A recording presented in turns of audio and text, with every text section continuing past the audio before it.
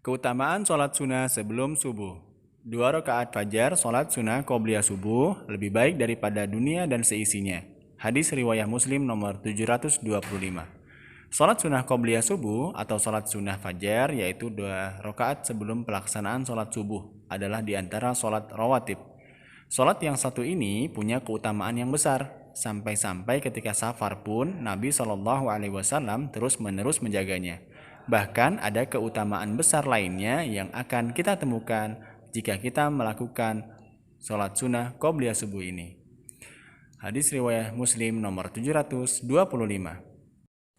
Bismillahirrahmanirrahim. Assalamualaikum warahmatullahi wabarakatuh. Good morning students. Nice to see you again today. Apa kabarnya hari ini? Semoga kalian semua selalu dalam kondisi terbaiknya dan selalu dalam limpahan berkah dan limpahan kasih sayang dari Allah Subhanahu wa taala. Alhamdulillah, pada kesempatan kali ini kita berjumpa kembali lagi dalam pembelajaran bahasa Inggris ya. Dan pada kesempatan kali ini kita akan membahas tentang macam-macam simbol atau lambang pada matematika. Nah, tentunya kalian pasti sudah pada tahu ya lambang atau simbol-simbol yang dipakai dalam mengerjakan soal matematika. Namun, bagaimana dalam bentuk bahasa Inggris? Apa ada yang sudah tahu? Yuk, langsung saja kita simak video berikut sampai selesai dan pahami isinya. Oke, let's go to our lesson. Namun, sebelum itu, marilah kita bersama-sama menambah keberkahan pertemuan kita kali ini dengan melafazkan basmalah. Bismillahirrahmanirrahim. Oke, students, mari kita lanjutkan dengan pembelajaran hari ini tentang simbol-simbol matematika. Saja simbol matematika berikut dan namanya atau pengucapannya. The first symbols atau simbol yang pertama yaitu plus yang disebut sebagai addition, plus, or sum. Lalu tanda kurang yang disebut subtraction, minus, or difference. Lalu ada tambah kali yang disebut multiplication. Kemudian ada tanda bagi yang disebut division. Tanda sama dengan yang disebut is equal to.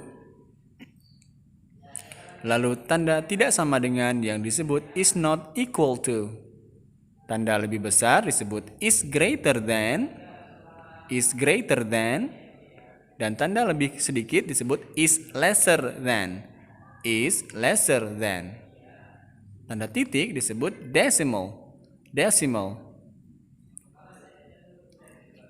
Tanda tanya disebut question mark.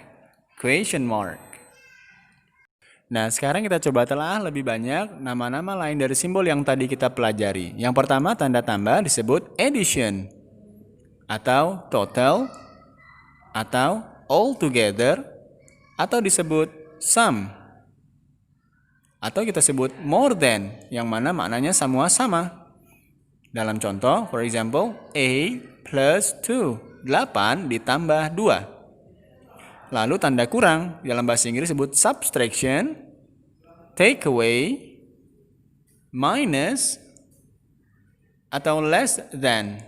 Nah, dalam contoh misalnya, example, 4 minus 3. 4 minus 3. Kemudian tanda sama dengan yang artinya equals, same as, equivalent, balance, yang artinya sama.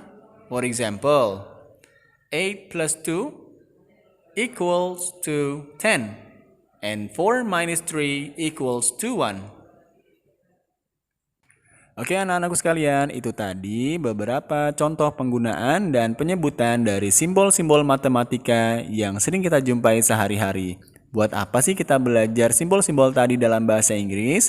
Simbol-simbol tadi akan menjadi berguna ketika nanti kita mengikuti Olimpiade Matematika di mana soal-soalnya menggunakan soal dalam bahasa Inggris. Jadi kalian jadi lebih mudah dalam mengerjakan tugasnya. Oke, semoga bermanfaat. Kita cukupkan untuk pelajaran hari ini ya. Let's close our class by saying hamdalah. Alhamdulillahi Rabbil Alamin. Subhanakallahumma wa bihamdika. Ashhadu an la ilaha illa anta. Astaghfiruka wa atubu ilaik. Oke, don't forget to keep practicing at home. Jangan lupa untuk terus berlatih di rumah.